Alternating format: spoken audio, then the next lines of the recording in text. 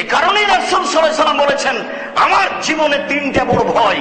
তার এক নম্বর ভয় হচ্ছে আইম্মাতাম মুযিল্লিন, ভ্রান্ত হুজুর। হুজুর ভ্রান্ত হবে, এ কথা আল্লাহ রাসূল ওই সময়তে বলে গেছে। আর পরের দুইটার সাথে আমরা আপনারা জড়িত, তা হচ্ছে আরেকটা ভয় হচ্ছে আমার উম্মত হিন্দুদের সাথে মিশে যাবে। গান বাজনা তো হিন্দুদের কাজ। আপনার মনে পড়ে না, ছোটতে যখন আপনি ক্লাস 3-তে পড়তেন তখন দৌড়িয়ে যাচ্ছিলেন, হিন্দুদের বাড়িতে বাজনা দিয়ে বিবাহ হচ্ছিল, ওটা তো আপনার খুব মনে আছে। এখন দেখি আপনার ঘরে সব জায়গাতেই বাজনা, সব ঘরেই চলছে। তোরা তো হিন্দুদের কাজ।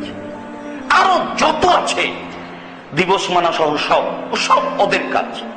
এই কথাই রাসূল সাল্লাল্লাহু আলাইহি ওয়াসাল্লাম বলছেন, আমার উম্মত হিন্দুদের সাথে মিশে যাবে, অমুসলিমদের সাথে।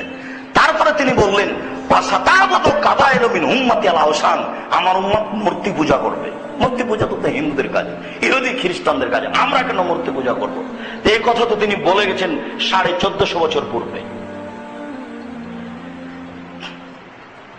তাহলে এটা তো হবেই। মূর্তি পূজা করে তাহাজ্জুদ পড়ে, অবাক মানুষ। ছবি মূর্তিকে সম্মান করে আর তাহাজ্জুদ পড়ে, ইবাদত বন্দেগী করে, কেমন কথা! এই তিনটি আলোচনার প্রথম বাক্যটি হচ্ছে আল্লাহ রাসূল বলছেন, আমার জীবনে বড় ভয় ভ্রান্ত হুজুর।